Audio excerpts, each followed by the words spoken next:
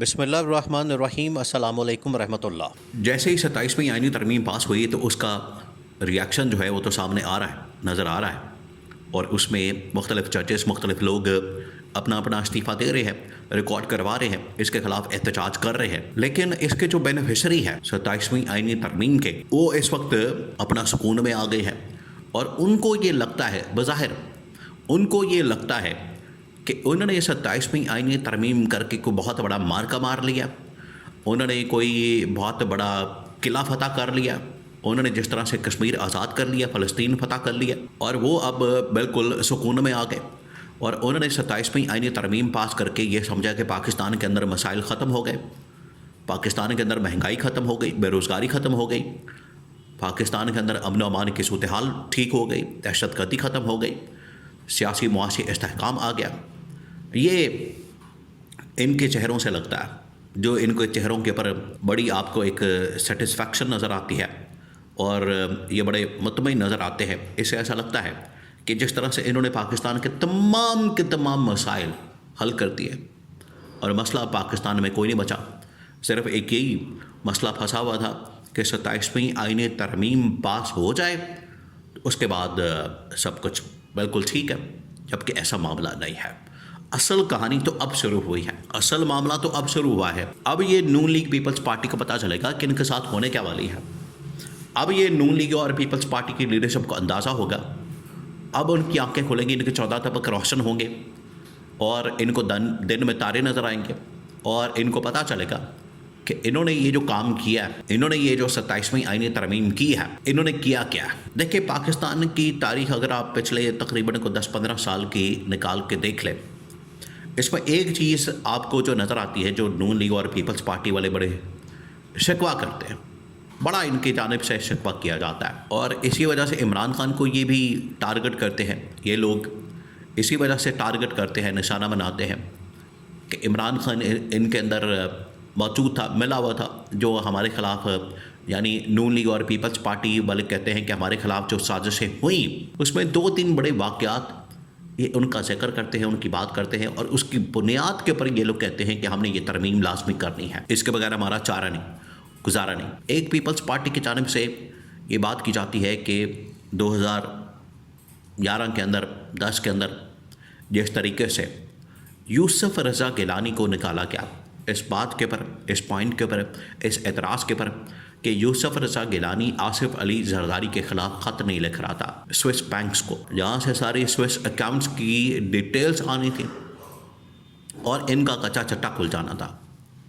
کہ اس کے اوپر اڑ گئے، ڈٹ گئے، انہوں نے انکار کیا کہ ہم نے بالکل بھی خط نہیں لکھنا۔ اس کے اوپر اس وقت کی عدالت نے یوسف رضا گیلانی کو گھر بھیج دیا، چھٹی کرا دی۔ حالانکہ اس وقت عمران خان کا اس کیس کے ساتھ کوئی لینا دینا نہیں تھا، جبکہ نواز شریف بذات خود کالا کوٹ پہن کر پیپلز پارٹی کے اس وقت کے وزیر اعظم کے خلاف عدالت کے اندر گئے، اور انہوں نے جا کے یہ پٹیشن ڈالی، اور اس کے اوپر پھر فیصلہ آیا،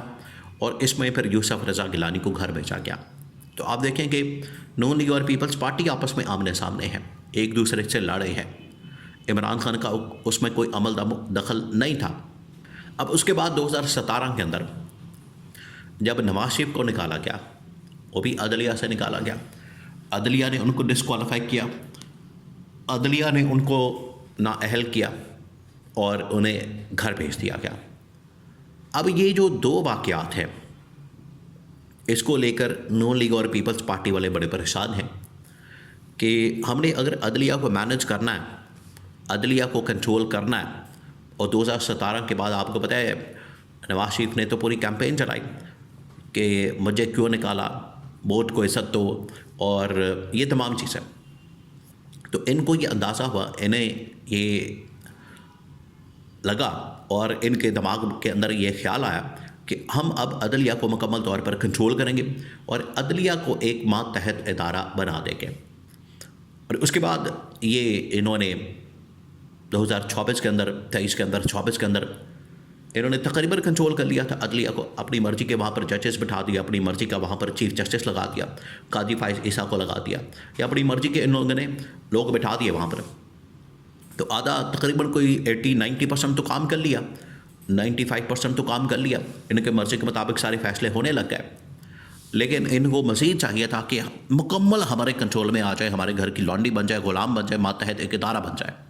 وہ انہوں نے اس ترمیم کے اندر کیا، اور ان کا شکوہ یہ تھا کہ اس وقت بھی اسٹیبلشمنٹ نے یوسف رضا گیلانی کو عدلیہ کے کندھوں سے گولی چلائی اور استعمال کیا، اور یوسف رضا گیلانی کو نکالا۔ اور 2017 میں نواز شریف کو اسٹیبلشمنٹ نے عدلیہ کا کندھا استعمال کیا اور نواز شریف کو نکالا۔ تو اس وقت جب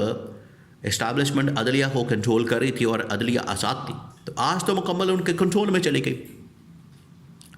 آپ اس فلسفی کو سمجھیں تو عدلیہ تو اب مکمل طور پر ان کے رحم و کرم پر ہے، اسٹیبلشمنٹ کی۔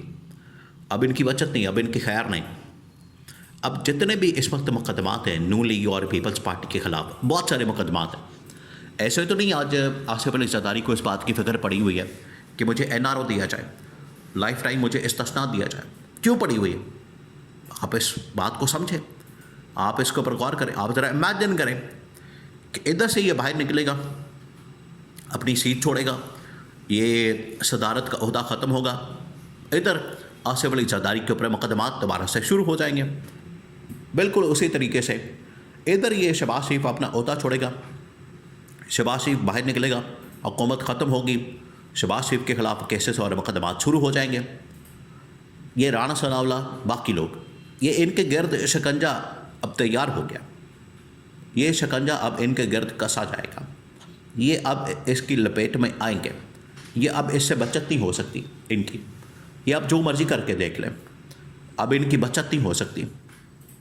اب یہ اس کی لپیٹ میں آئیں گے۔ اور یہ اب سلسلہ 27ویں آئینی ترمیم کرنے کے بعد جب مکمل کنٹرول اس وقت عدلیہ کے اوپر اسٹیبلشمنٹ کا ہو چکا ہے، اور وہ تمام ججز جو کہ اسٹیبلشمنٹ کے یہاں پر کہنے پر لگے ہیں، آئینی عدالت کے اندر پہنچے ہیں بغیر میرٹ کے، بغیر انصاف کے، out of turn, out of number, یعنی ان کی باری نہیں بنتی تھی اور آ کے یہ سپریم کورٹ کے جج لگ گئے۔ اب یہ تمام کے تمام ججز اسٹیبلشمنٹ کے کہنے پر چلے گئے، اور یہ مقدمات سامنا کرنے کے لیے، ان کا مقابلہ کرنے کے لیے، ان کو فیس کرنے کے لیے تیار ہو جائیں، کیونکہ اب اگلا جو نشانہ بننے والے ہیں یہی لوگ ہیں، نون لیگ اور پیپلز پارٹی کی لیڈرشپ کے لوگ۔ ان کو اب نشانہ بنایا جائے گا، ٹارگٹ کیا جائے گا، اور ان کے خلاف جتنے مقدمات ہیں اب ان کو کھولا جائے گا۔